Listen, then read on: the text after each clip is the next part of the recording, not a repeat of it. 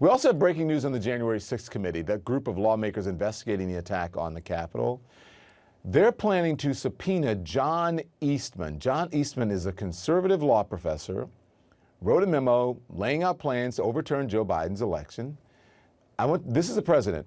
Just a little while ago, he was stumping for Terry McAuliffe in Virginia, as we just mentioned Virginia. He's slamming extremism, taking a shot at McAuliffe's opponent, Glenn Youngkin.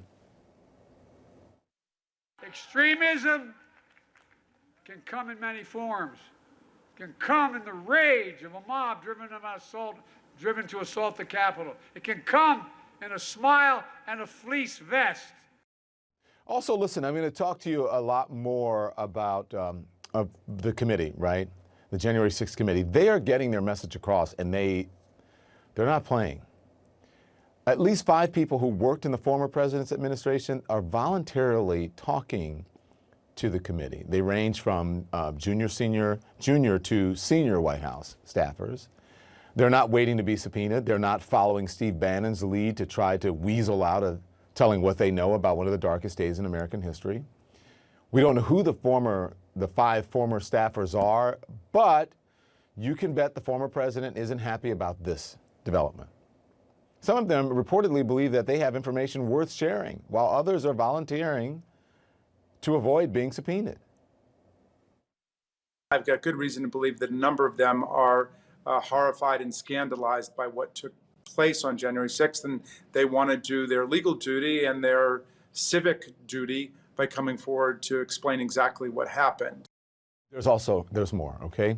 CNN has learned that the committee is reaching out to 2 top Homeland Security officials from the previous administration, Chad Wolf, Ken Cuccinelli, both in office during the time between the election and the January 6th, while the then president was furiously pushing the bogus big lie of election fraud. The committee asking them to voluntarily tell what they know. That, as President Joe Biden is refusing to assert executive privilege over a second batch of documents the former president wants to keep under wraps and away from the committee. Now, I've said it before, but you've got to wonder what he's trying to hide. You've got to wonder why he doesn't want you to know the truth. But far too many Republicans just can't handle the truth. They're trying to rewrite the history of what happened on January 6th. Mo Brooks, who tells CNN that he had no involvement in planning the so-called Stop the Steal rally right before the attack on the Capitol, but he says if his staff did, he'd be proud of them for, quote, helping to put together a rally lawful under the First Amendment at the Ellipse to protest voter fraud and election theft.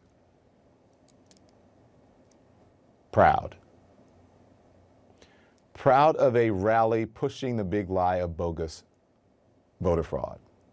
A rally that was all about overturning Joe Biden's election, about overturning the will of the American people, about overturning the election of a duly elected president in the most secure election in our nation's history. And remember what Mo Brooks said at that rally? Today is the day American patriots start taking down names and kicking ass. All of that in a Fire Pelosi hat. At least one member of the January 6th committee would like to speak to the congressman about that day. I would hope that my colleague would also be proud then to come speak and to tell his side of the story and to get it on the record. This from an individual who clearly questioned his own safety because he wore a flak jacket underneath when he went and spoke at the Ellipse. And then there is the QAnon Space Lasers congresswoman who would have you believe that what happened at the Capitol wasn't that bad because it was, her words, just a riot. January 6th was just a riot at the Capitol. And if you think about what our Declaration of Independence says, it says to overthrow tyrants. I mean,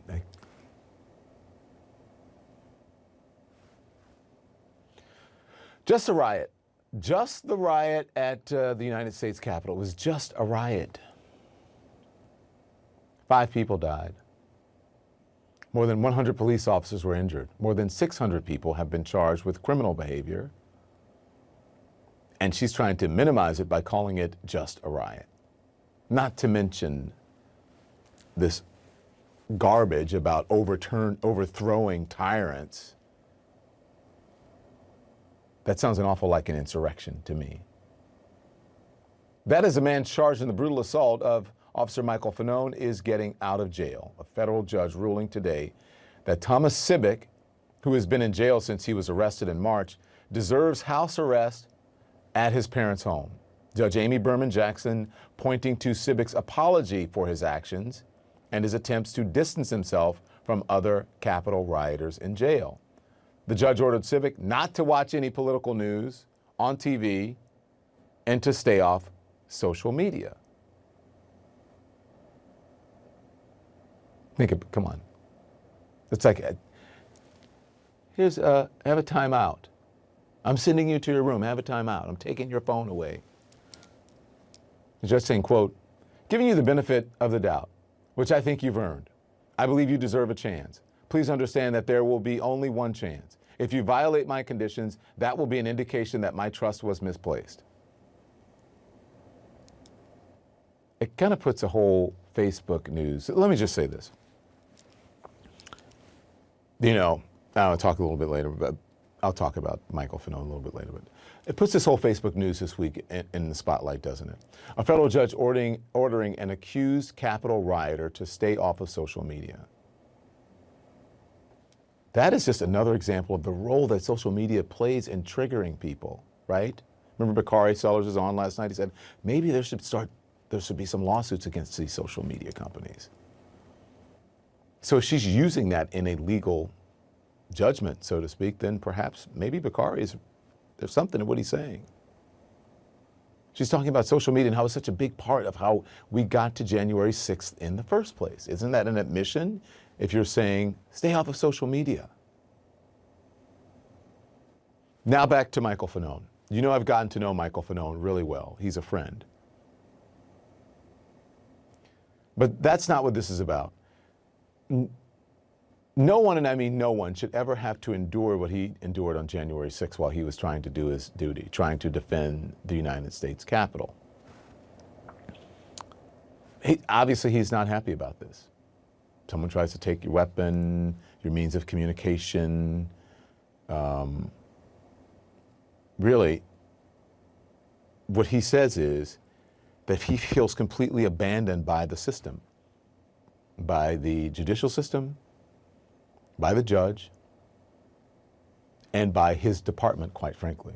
He feels ostracized and blackballed and doesn't understand how he's supposed to prosper or operate under the conditions for telling the truth, for putting his life on the line to save not only the democracy, but lives.